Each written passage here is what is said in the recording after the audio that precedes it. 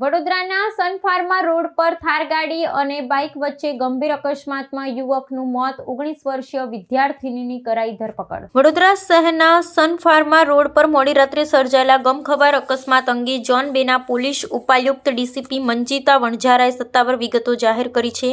પોલીસના જણાવ્યા અનુસાર રાત્રિના 1 થી 2 વાગ્યાના સમયગાળા દરમિયાન પૂરપાટ ઝડપે આવી રહેલી થાર ગાડીના ચાલકે અભિષેક મોરે નામના બાઇક સવાર યુવકને અડફેટે લીધો હતો, જેના પરિણામે યુવકનું કરુણ મૃત્યુ નીપજ્યું હતું। આ ઘટના બાદ પોલીસે તાત્કાલિક ધોરણે કાર્યવાહી હાથ ધરી કાયદેસરની તપાસ આરંભી છે। આ પ્રકરણમાં પોલીસે થાર ગાડી ચલાવનાર 19 વર્ષીય રિશિકા સદનાની નામની યુવતીની ધરપકડ કરી છે, જે નવરચના વિશ્વવિદ્યાલયમાં પ્રથમ વર્ષમાં અભ્યાસ કરે છે। પોલીસ તપાસમાં બહાર આવ્યું છે કે રિશિકા તેની 2 અન્ય બહેનપણીઓ તનિષા અને વિસ્મય પટેલ સાથે લગ્ન પ્રસંગમાંથી પરત ફરી રહી હતી, ત્યારે આ દુર્ઘટના બની હતી। અકસ્માત સમયે ગાડીમાં સવાર 3 યુવતીઓ હેમખેમ છે, પરંતુ કમનસીબે બાઇક ચાલક નિર્દોષી યુવકે પોતાનો જીવ ગુમાવ્યો છે। અકસ્માતની ગંભીરતાને ધ્યાને લઈ પોલીસે ઝીણવટભરી તપાસ હાથ ધરી છે। ગાડીની ગતિ મર્યાદા કરતાં વધુ હતી કે કેમ તે અંગેની તકનીકી તપાસ ચાલુ છે। આ ઉપરાંત ચાલક યુવતી નશાની હાલતમાં હતી કે કેમ તે સુનિશ્ચિત કરવા માટે તેની તબીબી ચકાસણી પણ કરવામાં આવી છે। ડીસીપી મંજીતા વણઝારાએ સ્પષ્ટ કર્યું કે કાયદો બધા માટે સમાન છે અને તમામ પાસાઓની ચકાસણી બાદ કસૂરવાર સામે કડક પગલાં લેવામાં આવશે। ગઈકાલ રાત્રે લગભગ 1 થી 2 ના ગાળા દરમિયાન અટલાદરા પોલીસ સ્ટેશન વિસ્તારમાં સન ફાર્મા રોડ ઉપર નાયરા પેટ્રોલ પંપવાળું જે કટ છે એમાં 3 યુવતીઓ જે લગ્ન પ્રસંગ પૂરો કરીને ઘરે જતી હતી એ વખતે અભિષેક મોરે કરીને જે વ્યક્તિ છે, જે એક્ટિવા ચાલક હતા, એમની સાથે આ ગાડી અથડાતા એ વ્યક્તિનું ત્યાં માર્ગ અકસ્માત થયેલું છે અને એ સંદર્ભે અટલાદરા પોલીસ સ્ટેશનમાં ગુનો દાખલ કર્યો છે। આ ફેટલ એક્સિડન્ટની અંદર ગાડીમાં 3 યુવતીઓ હતી। રિશિકા જે ગાડીનું ડ્રાઇવિંગ કરતી હતી, રિશિકા સદનાની, તનિષા અને વિસ્મય, આ 3 બહેનો એમના કોઈ લગ્ન પ્રસંગ પતાવીને પરત જતા હતા। એ દરમિયાન આ ઘટના બની છે અને આ ફેટલ એક્સિડન્ટનો ગુનો નોંધી અને રિશિકા સદનાનીની અટકની કાર્યવાહી કરવામાં આવી છે। એની મેડિકલ રિપોર્ટ અને એના અન્ય પરીક્ષણ પણ કરવામાં આવેલા છે। અત્યારે એની અટકાયત કરવામાં આવેલી છે। રિશિકા છે, સ્થાનિકોનું એવું કહેવું છે કે નશામાં ધૂત હતી ને આ મામલે કોઈ કાર્યવાહી કરવામાં આવી છે? પ્રારંભિક તબક્કે એવું જાણવા નથી મળ્યું, પરંતુ એનો મેડિકલ રિપોર્ટ કરવામાં આવે છે અને મેડિકલ રિપોર્ટ આવ્યાથી એને કોઈ કેફી પદાર્થ પીધેલો છે કે નહીં એની જાણકારી થશે। અત્યારે હાલ એના મેડિકલ રિપોર્ટ ગોત્રી હોસ્પિટલમાં કરાવવામાં આવે છે। થાર ગાડીની સ્પીડ શું હતી, કેટલો અકસ્માત ગંભીર હતો કે યુવકનું મૃત્યુ થયું?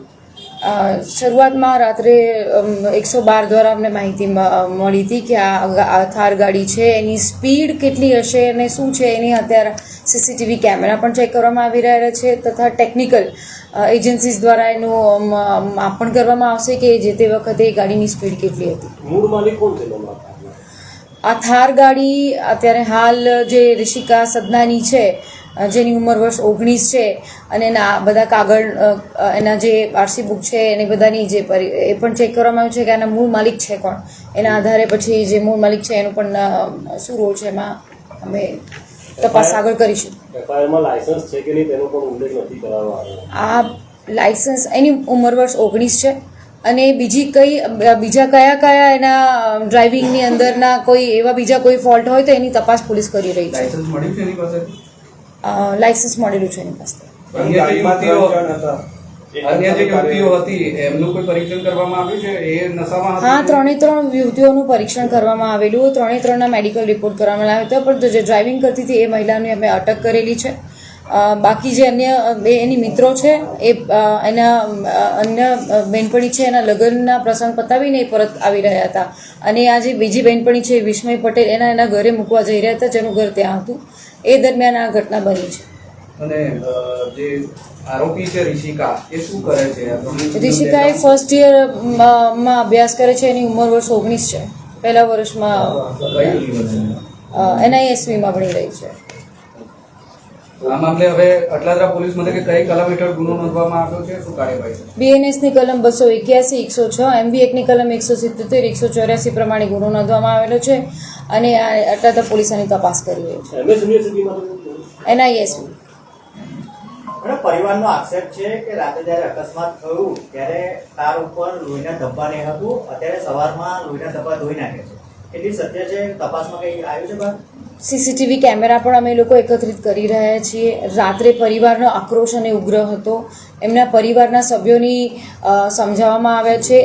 એમને કહેવામાં પણ આવ્યું છે કે આ ત્રણેય દીકરીઓને બોલાવી એમની અટક કરવામાં આવી છે. દીકરીઓ સામેથી 112 નંબરની પોલીસ જ્યારે એમને 112 નંબરનો ગાડીનો સ્ટાફ એમને લેવા ગયો એટલે તરત એ લોકો પોલીસ સ્ટેશનમાં પણ આવી ગયેલા હતા અને તપાસમાં પૂર્ણ સહકાર કરી રહ્યા છે. છતાં પણ એવા કોઈ એવિડન્સ એવા કોઈ રિમૂવ કરવામાં આવેલા છે તો we will take action against the police also.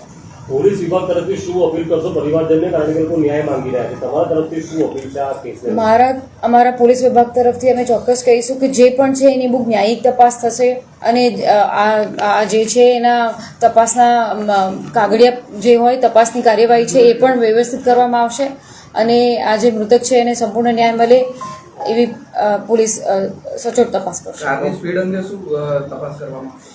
એક થાર ગાડી છે એના મોટર વ્હીકલ વિભાગ હોય સાથે સાથે જે એની સ્પીડ છે એનું એક આખું FSL પરીક્ષણ થતું હોય છે. ગાડીના ટાયર છે, પછી ગાડીની એ સ્પીડ કેટલી હોય છે, આ ટર્ન કરવા વખતે કેટલી સ્પીડ હોય, એના સીસીટીવી કેમેરા ગાડીની અંદરના મિકેનિઝમના આધારે થતો છે. એના પણ એક્સપર્ટ ઓપિનિયન લેવામાં આવશે.